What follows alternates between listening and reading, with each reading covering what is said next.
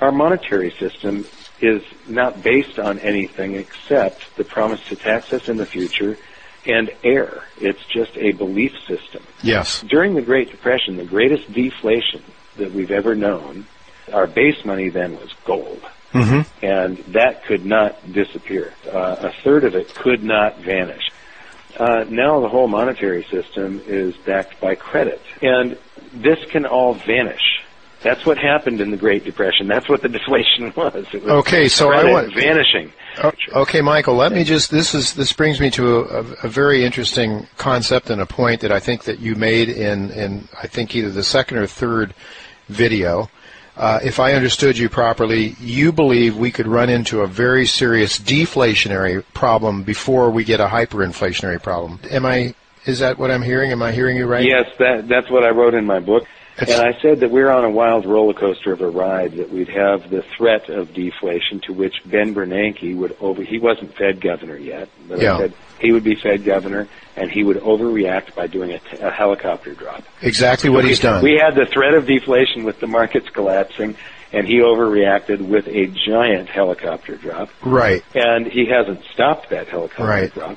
And then I said there would be that would reflate the markets, and then and that's happened. There would be a real deflation. Yeah, so everything I've said so far has come true. Is coming true.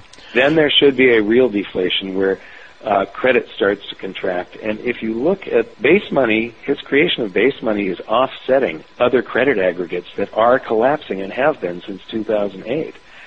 So I think we're going to have a big deflation.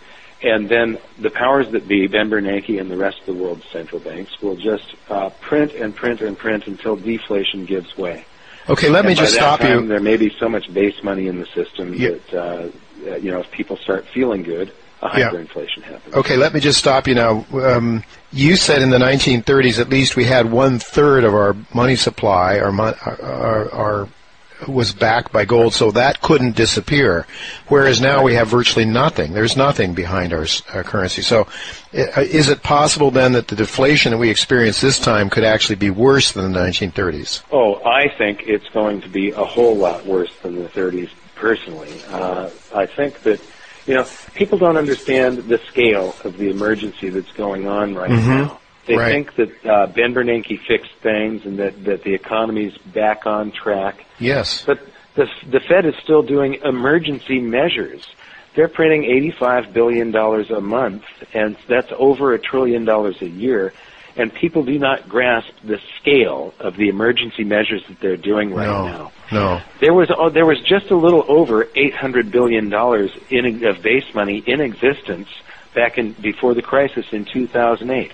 That means that's $800 billion is 200 years worth of currency creation. That's incredible. Now, so that's 0.8 trillion. Now we create $1 trillion every year. That means we're creating more than 200 years worth of currency every single year. This is an emergency, the scale of which we've never seen before. I don't know what's going on behind the curtain, but for him to come out and say that they're not going to taper, and we're 4 years into an economic, so-called recovery, an economic expansion. Yeah, that's laughable.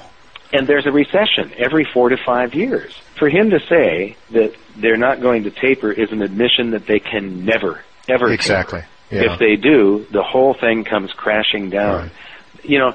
They could have tapering is not turning off the spigot. They could have printed $79 billion next month and then $78 billion the month after. But he wouldn't even do that.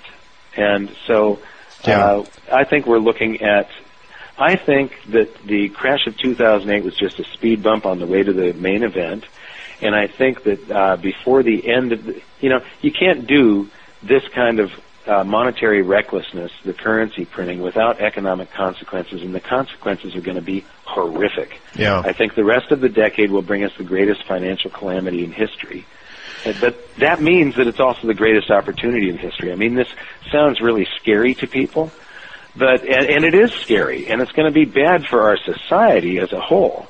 But for the individual, it's also an opportunity because you can protect yourself and gain wealth at the same time.